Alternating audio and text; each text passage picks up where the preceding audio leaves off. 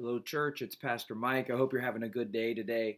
Our devotion today continues in the book of Acts and is in Acts chapter 3, right at the beginning, whenever Peter heals a lame man, a beggar, who's by the gates of the temple. And I love this story for a couple reasons. One of them is because it feels so much like Jesus' ministry. It feels like that, where we have so many stories of Jesus passing by a beggar on the side of the road who's disabled in some way, and Jesus is able to touch them, speak to them, and they stand up. And this story is no exception. This man is sitting by the gate and he's crying out and he's asking for money from those who will come by. And he sees Peter and John and he asks, "Please give me some money." And so they look at him and they say, "Look at us now." And as he gives them his attention, it says, he's expecting something from him. And Peter says, "Silver and gold I do not have, but what I do have I give to you.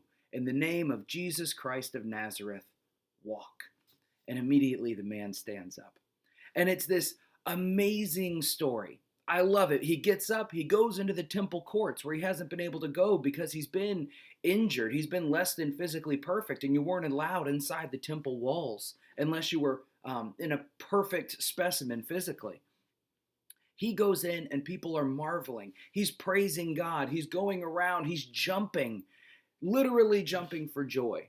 And I love the joy that's so infectious in this story, but I also love this story for another reason, because it reminds us sometimes how we can set our sights too small when we're asking for help.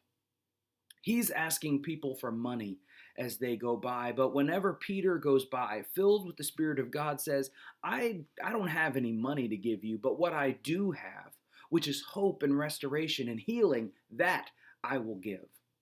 And I love that story. I love this idea that sometimes we can ask not just for what will help get us through this moment, but what will change our lives. We can ask for that from God.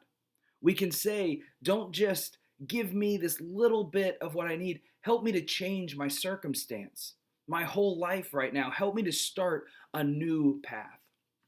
Each moment that we have like that can be a hinge that connects one and then makes the sharp turn to a new way of living. This man experienced it on this day because he happened to catch the attention of Peter and John as they went by. But I can guarantee you, this man had never lost the attention of his God.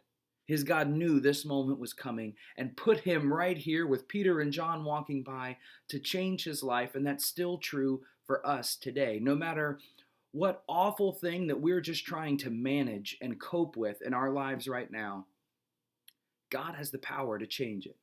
If it's addiction, if it's mental health issues, if it's broken relationships around us, or a seeming dead end situation that we don't see any hope to retreat from or to get away from, there was no hope for this man at the gate of the temple until God did something unexpected. Who knows what we might be jumping and praising God for tomorrow because of what he surprised us with today. So keep your eyes open for the signs of God's blessing around you. Keep your eyes open not just for the small crumbs that can get us through the day, but for those transformational moments where God is calling us and saying, "Look at me, now I'm going to change you. Now that I have your attention, something different is on its way." May God bless you today with his new blessings that are fresh every morning and can change our lives for the better every day. God bless.